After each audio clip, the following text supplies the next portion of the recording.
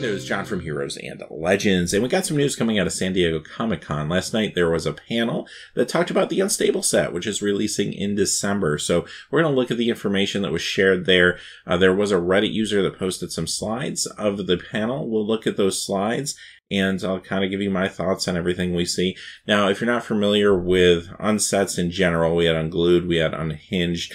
Mark Rosewater has been really actively trying to make this set happen since Unhinged, basically. He's been very passionate about it, and this is a huge project for him. And you'll definitely see his stamp on all the stuff that we're going to look at today. A lot of the things he's passionate about in Magic, and having Magic be kind of fun and whimsical and silly sometimes, you're definitely going to see that in the slides that were shown at this presentation. So I'm actually looking forward to the set. Quickly, before we get into the slides, if you check out the description below, you'll find a couple ways to help support us, one of which is our Amazon affiliate store. If you make any purchases there, a small percentage will come back to help us out. Secondly, you'll also find our Patreon page linked below. With that being said, let's get into the slides and see what's going on with this set. First off, our slide that we have here is a raccoon selling squirrels out of their coat. So there you go. Squirrels will definitely be making a comeback. And it makes sense. I mean, Mark Rosewater has always talked about his affinity for the squirrel tribal cards and such.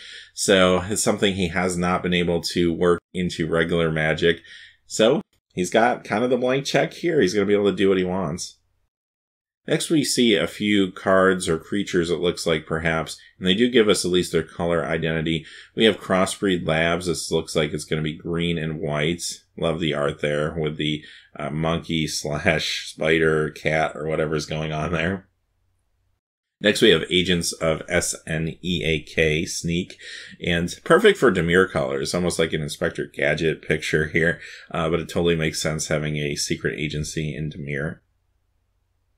Next is League of Dastardly Doom in Gruul colors, which makes sense. And it looks like there's a Captain America goblin back there. A very Captain America style shield anyway, blocking that laser.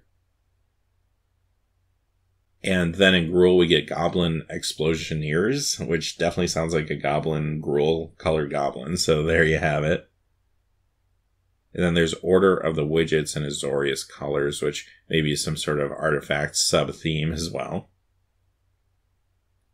All right, this slide is the one that's probably the most interesting, as it starts to flush out what you can expect from this set. So we saw from the slide, of course, Squirrels will be there. Full art basic lands, I assume they'd be there. We had them in both the other unsets. The Unhinged ones, of course, were beautiful. And as a matter of fact, those are the cards that you're probably familiar with if you watch a lot of, say, professional Magic. A lot of pro players still use those cards as their land base because they are just amazing looking.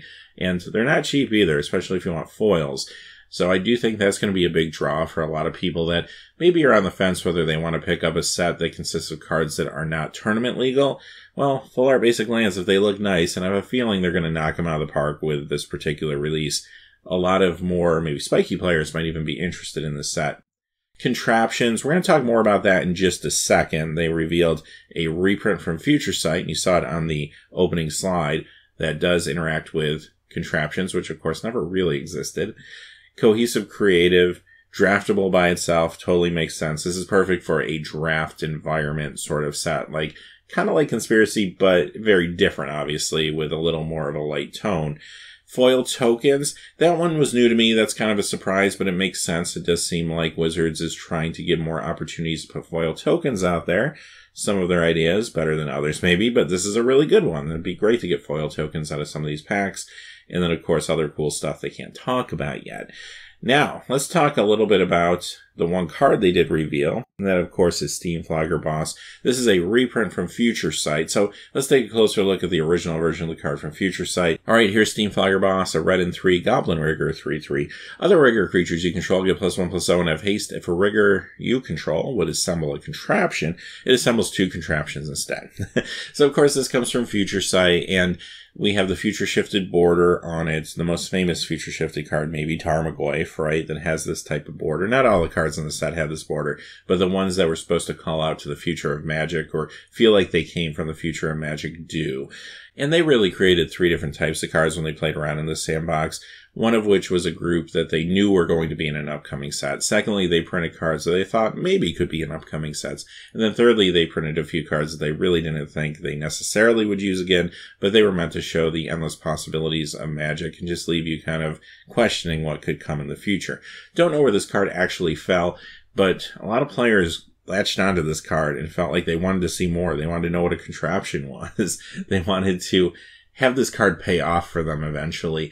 And Mark Rosewater, again, has been trying to make that happen for a really long time, and it hasn't really worked out. I mean, every time you get an artifact block, like Kaladesh most recently, a lot of players thought, this is it, we're going to get contraptions. Well, we're finally getting them. They're going to be in the unset, but perhaps that's the only way that Mark Rosewater could kind of get it there. And it's cool that they're reprinting this in the set. So I'm excited to see what a contraption is, how it interacts with this card, and what this means for the future. This card actually spiked prior to Kaladesh coming out, before the reveals of Kaladesh, because some people thought it would actually matter. And I don't know, maybe we'll see another spike out of this card again. Maybe we won't, since these cards won't be tournament legal that it can play with. But it'll be pretty interesting to see what happens with this set going forward. I'm really looking forward to it. I think between the full art basic lands, the foil tokens, and just the fun, light atmosphere of the set, I want to open some on the channel. I think it could be a lot of fun. So, having said that, that's the information we have for right now. As we get more, I'll definitely share it with you. But until next time, hey, thanks for watching. Please remember to like and subscribe, and have a great day. Hey, thanks for watching. This video is made possible by the generous support of viewers like you on Patreon. Check out the description below for links to our Patreon page, as well as our Amazon affiliate store, where a small percentage of all sales will also help support the channel. Finally, if you haven't had a chance yet to subscribe, hit that subscribe button so you don't miss any new videos on Heroes and Legends. Talk to you again soon, and have a great day.